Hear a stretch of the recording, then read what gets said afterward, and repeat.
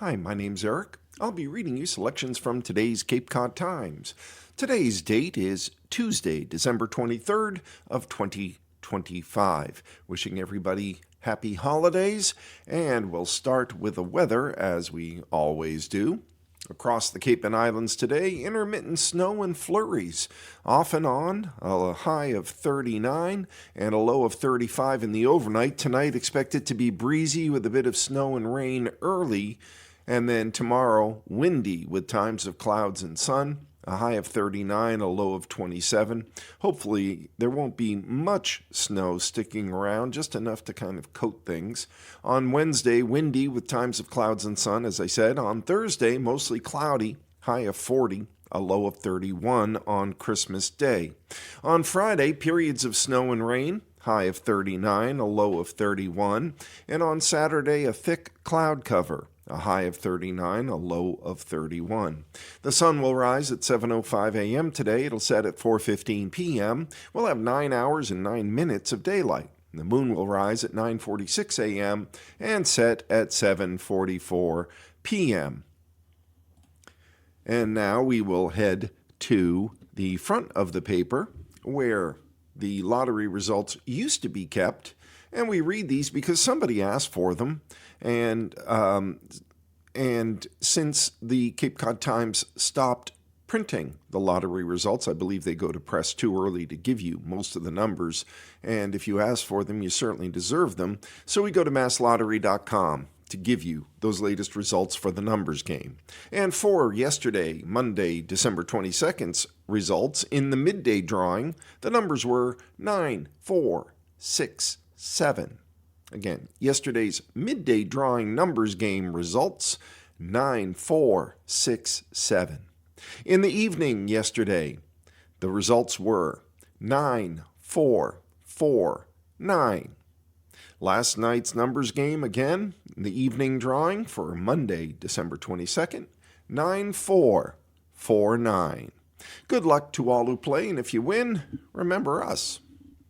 Heading to the front of the paper, on the front page, we work together to make it happen. The Includer robot to help Dennis Yarmouth student play basketball by Merrilee Cassidy. In South Yarmouth, on December 18th, Dennis Yarmouth Regional High School unified basketball player Dakota Souza and robotics student Robert McCormick demonstrated how a new robotics device called the Includer works. The ball's put into the back of the device. A button's pushed that moves wheels, propelling the basketball out in kind of a chest pass motion. The Includer was made for student Maeve Tierney as a way to include her as part of the school's unified basketball team. Tierney and Souza are cousins, and they're both on the team. The high school students have been working on the collaborative project between the unified basketball team and prototyping robotics class students to design the adaptive device for Tierney. The device was designed by the students. The Includer is almost complete and will go with the unified team when they play against Barnstable High School's unified team in the Andrew James Lawson Foundation Invitational at TD Garden, January 18th of 2026 in Boston. The Massachusetts Interscholastic Athletic Association, the MIAA, and Special Olympics Massachusetts offer unified basketball team opportunities for member schools. Unified sports teams bring together students with and without intellectual disabilities to train and compete together. The new device is just one example of true collaboration to include all students, said Dennis Yarmouth Regional High School robotics teacher Chris Hansen. We work together to make it happen. A Massachusetts bill would require public disclosure of spending used to influence town meetings, by Sam Drysdale of the State House News Service. This is the other local story, or somewhat local story, on the cover of today's Cape Cod Times. Legislation requiring public disclosure for people and groups spending significant sums to influence town meeting votes is gaining some traction on Beacon Hill. The bill, House Bill 806, won initial House approval on Thursday and would amend the law to cover spending aimed at influencing the outcome of warrant articles taken up at the local government level.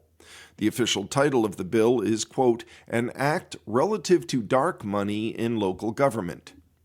The bill would apply statewide, but is driven in part by spending intended to influence short-term rental and housing decisions on Cape Cod and the islands. Under the bill, any person, corporation, association, organization, or other group that spends or commits to spend $1,000 or more in the aggregate to influence a warrant article or vote on an article at a town meeting would be required to file detailed reports with the town clerk. Town meetings are essential to the fabric of our nation. The American Revolution was spurred in part by the king limiting the number of town meetings people in the colonies could hold, sponsors of the legislation wrote in testimony to the Joint Committee on Education. It continues, "Our proposal is consistent with existing Massachusetts campaign finance law, which requires full disclosure of contributions and expenditures for candidates, political committees, and ballot question campaigns. By extending disclosure requirements to individuals and entities aiming to influence town warrant articles, this bill would bring local governance practices in line with these established democratic norms for state-level elections, closing a loophole in Massachusetts election law."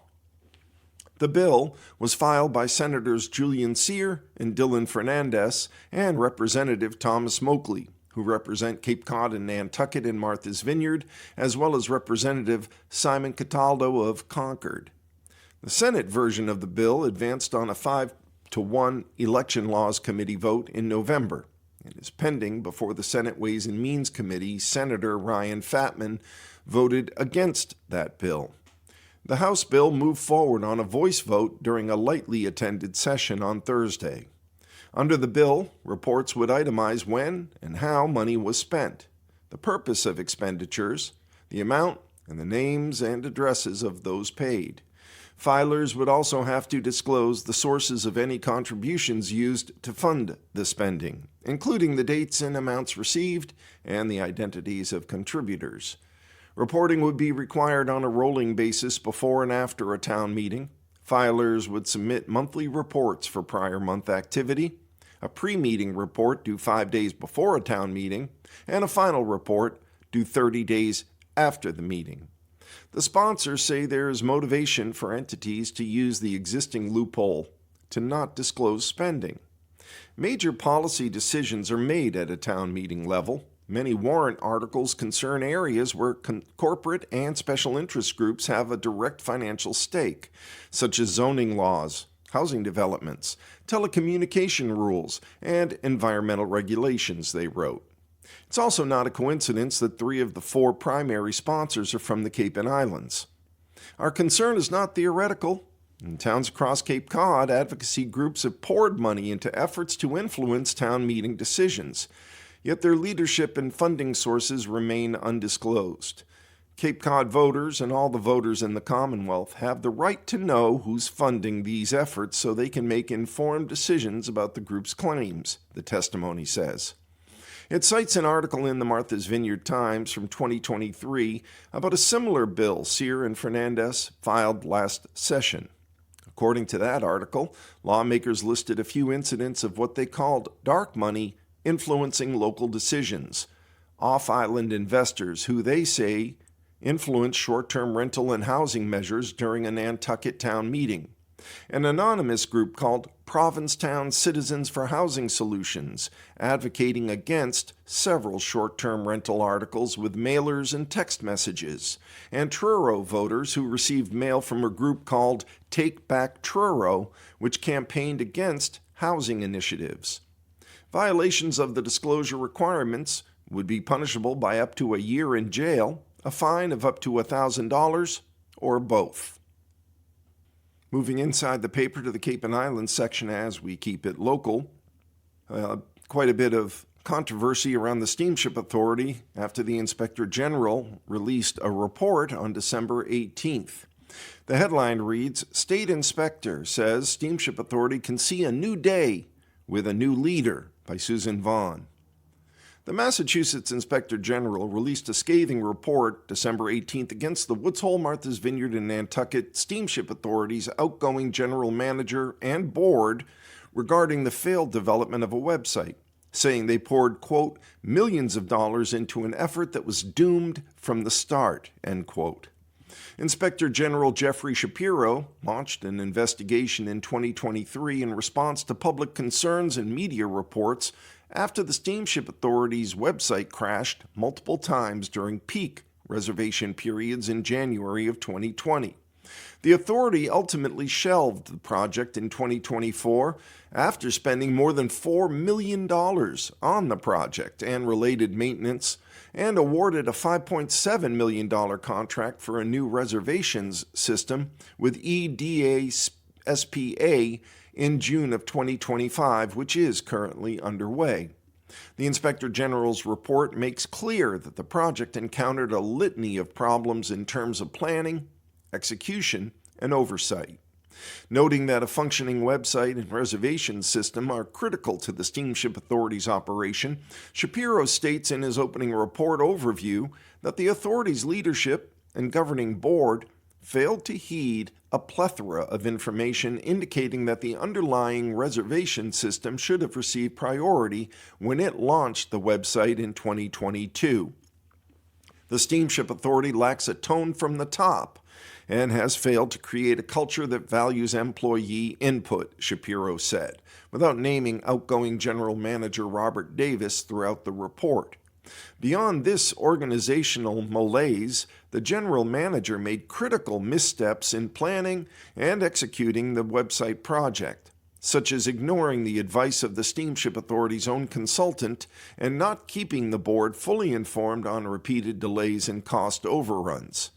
For their part, board members didn't ask enough questions as they heard overly optimistic, unrealistic, or incomplete information. In 1960, the Mass Legislature created the Steamship Authority to provide for adequate transportation of persons and necessaries of life for the islands of Nantucket and Martha's Vineyard.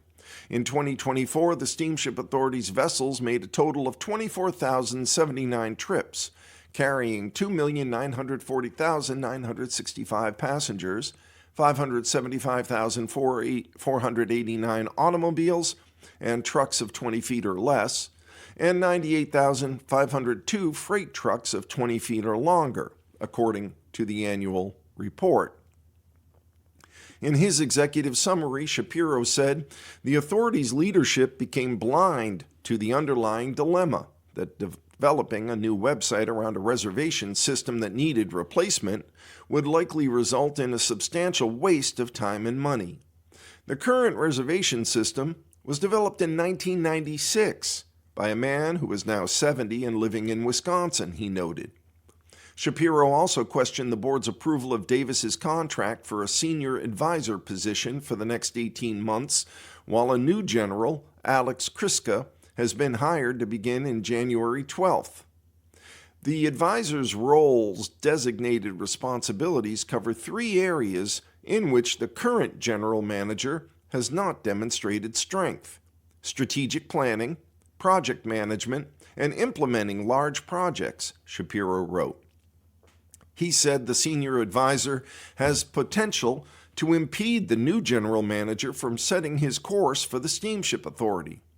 Shapiro pointed out, however, that the contract allows Davis to resign and collect significant compensation if the incoming general manager exercises his managerial prerogative to limit or change the senior advisor's responsibilities.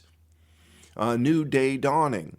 Despite that negative report, Shapiro said his office is nonetheless optimistic that a new day is dawning for the Steamship Authority and those who depend on its services.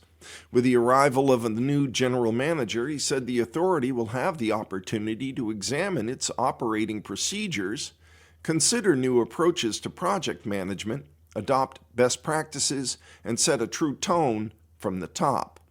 These circumstances also give the legislature an opportunity to evaluate the Steamship Authority's governance and identify ways to improve oversight of a significant public resource, Shapiro said in his opening remarks. At the end of the 59-page report, Shapiro recommends establishing a special legislative commission comprising the authority's Cape and Islands and New Bedford delegations. the Transportation Committee co-chairs, and others based on the findings of the report to review the enabling act of the authority and determine whether the governance structure needs to be modified. He recommends that the Steamship Authority Board also review the enabling act for possible changes. What are the timelines suggested for change? Shapiro outlines timelines for the authority administration to take action starting within 30 days after the new manager's arrival to ensure plans are in place for a smooth Head Start reservation opening for the 2026 summer season, among other actions to improve operations.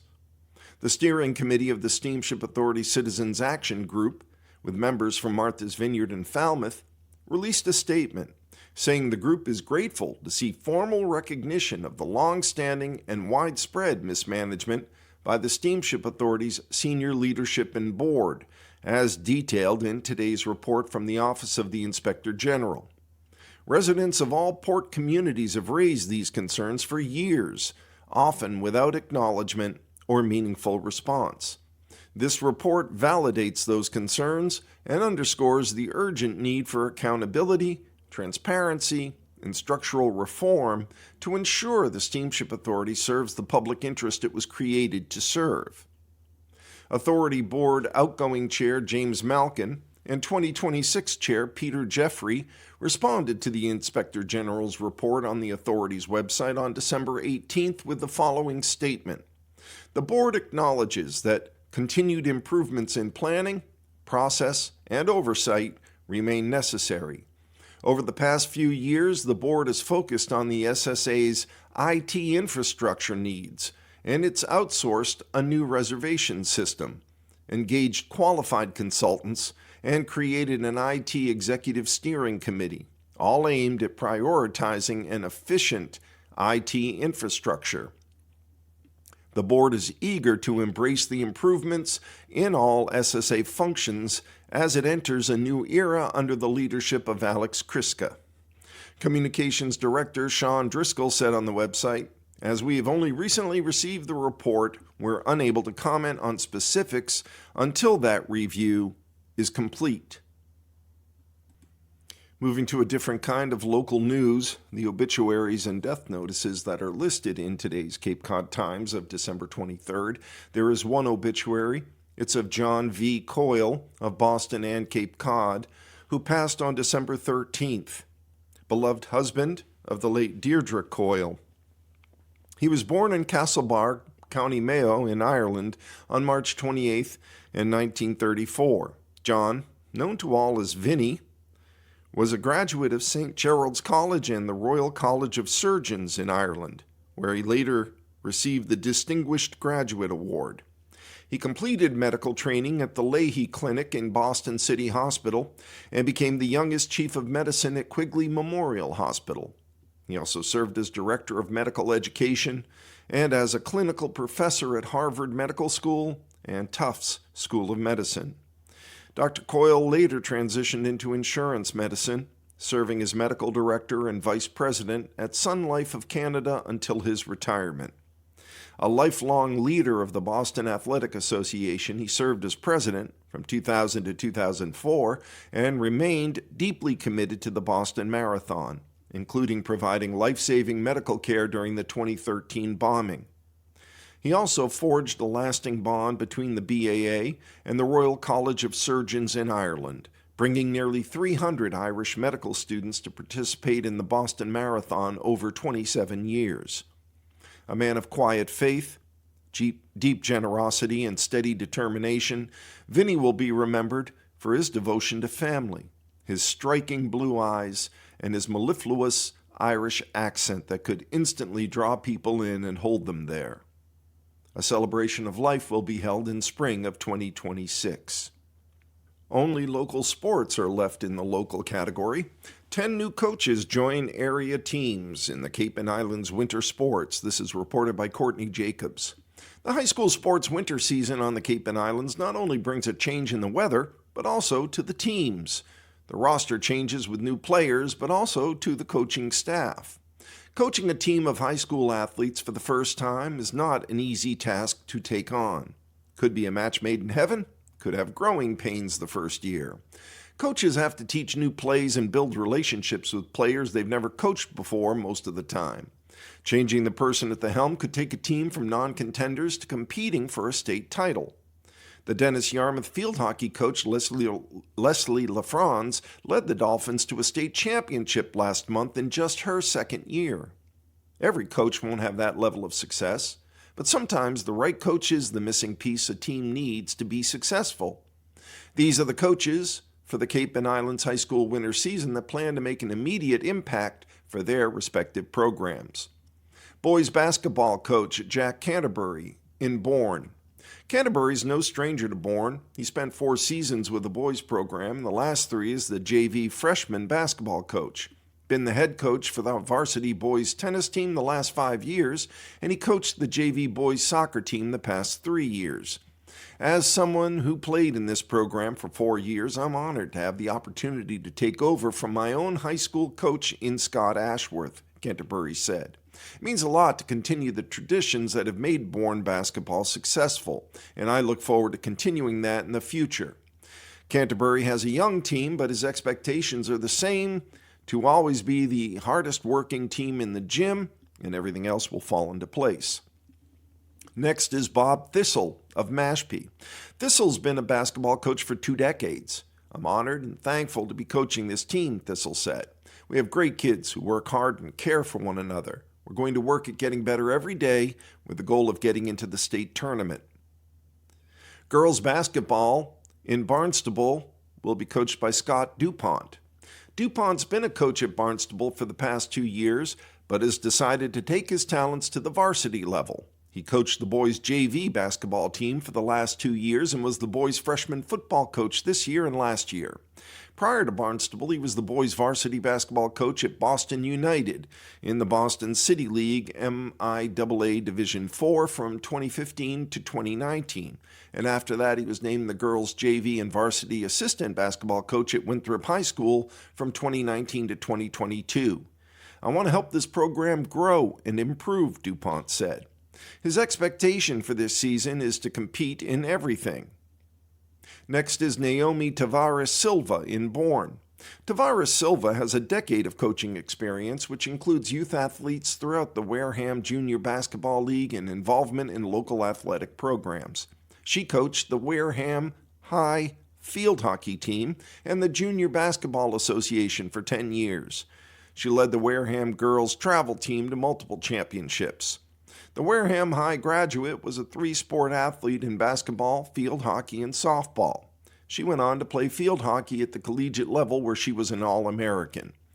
I focus my coaching around fostering a positive and supportive environment that allows players to grow not only as athletes but also as individuals, Tavares Silva said in a Bourne High press release. Jay Robinson is coaching at Dennis Yarmouth. Robinson coached JV girls basketball at Dennis Yarmouth High School last year. He also was the assistant coach for the football team for the past 2 seasons. He coached and taught at Calvert Hall in Baltimore prior to coming to DY. I enjoy being a part of the DY community, Robinson said. Given the opportunity to be a part of a team with the quality student athletes we have was something I just couldn't turn down. DY lost 6 seniors to graduation, but Robinson said they will be relentless in all of our efforts to compete and win. Next is Carly Stouffer of Monomoy. Stouffer coached middle school basketball for 3 years, was an assistant varsity girls soccer coach for 2 years, and coached middle school softball for 2 years, all previous coaching done at Barnstable District. She was on the women's basketball team at Endicott College.